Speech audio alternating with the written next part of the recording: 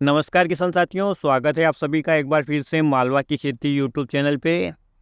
किसान साथियों, जैसा कि आप डिवाइस पे देख पा रहे हैं कि खेत की तैयारी पूरी हो चुकी है। मिट्टी को बुरबुरा बना लिया है, क्यारियाँ बना ली है और यहाँ फसल लगाने की तैयारी चल रही है। तो किसान साथियों, आपके हित लाभ के हित में मैं एक ऐसी फसल के बारे में जानकारी दे रहा हूँ जिसके बारे में शायद आप जानते हो, और जो न जानते हैं वो किसान भाई इस वीडियो के माध्यम से जान सकते हैं। साथ ही किसान साथियों, यदि आपको मेरे अनुभव में कुछ कमी लगती है तो आप कमेंट में मेंशन जरूर कीजिएगा, ताकि अन्य किसान साथियों के साथ साथ मुझे भी लाभ हो। तो किसान साथियों, यहाँ पर हम मेथा लगाने की सोच रहे हैं। मेथा यानी बड़े दानों वाली मेथी, जिसे किसान साथियों मेथा के नाम से जानते हैं। अधिकतम किसान भाई ऐसे मेथी की खेती के नाम से ही जानते हैं, लेकिन हमारे क्षेत्र की बात करें किसान साथियों तो मेथी दो प्रकार से होती है, एक छोटे दाने वाली और एक बड़े दाने वाली। तो बड़े दाने वाली मेथी को मेथा कहा जाता है हमारे क्षेत्र में।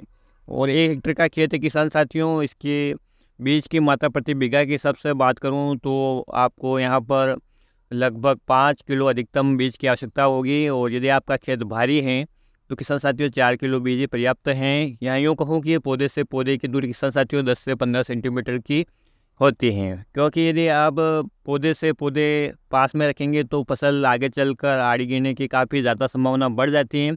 वैसे भी यदि आप पौधे दूर रखेंगे तो भी इस फसल में एक ऐसा गुण है कि आगे चलकर आड़ी पड़ती ही पड़ती है, क्योंकि इसमें काफ़ी ज़्यादा वजन हो जाता है पौधे में और पौधा झेल नहीं पाता है। तो उससे कोई दिक्कत नहीं होने वाली आगे चलकर पैदावार में किसान साथियों।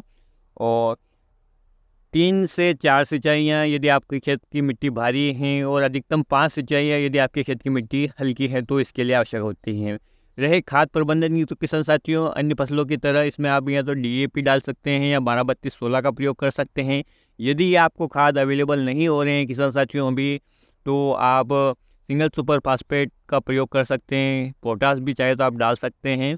और यूरिया का प्रयोग आपको ड्राप ड्रेसिंग में करना है और अधिक नहीं करना है, इस बात का आपको ध्यान रखना है। किसान साथियों, बुआई का सही समय है इसका 20 अक्टूबर से 20 नवंबर के मध्य आप इसे लगा सकते हैं।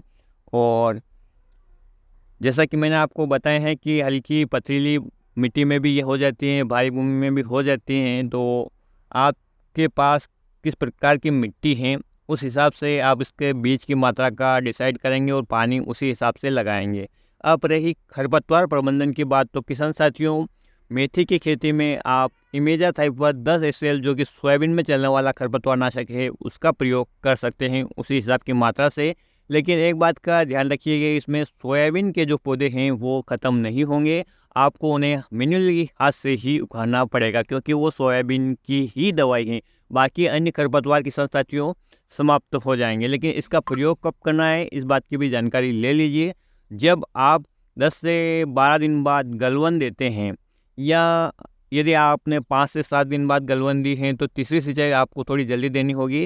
15 दिन की से 20 दिन की अवधि में आपको मिट्टी में पानी लगाना है या खेत में पानी लगाना है, और उस तक किसान साथियों आपके खेत में खरपतवार अंकुरित हो चुके होंगे। तो आपको उस समय दवाई का प्रयोग करना है जो कि मैंने आपको बताई है, इमेजा थाइपा 10 SL जो कि सोयाबीन में चलने वाला हर्बिसाइड है, उसी का प्रयोग उसी मात्रा के हिसाब से करना है। और किसान साथियों रही इसमें कीटों की बात, तो इसमें इल्लियो और माहो दोनों प्रकार के कीटों का प्रकोप होता है। इसके लिए आपको समय समय पे दवाइयों का स्प्रे भी करना पड़ेगा। और रोग की बात है किसान साथियों, तो इसमें डाउनी मिल्ड्यू और पाउडरी मिल्ड्यू दोनों रोग आने की पूरी संभावना रहती है।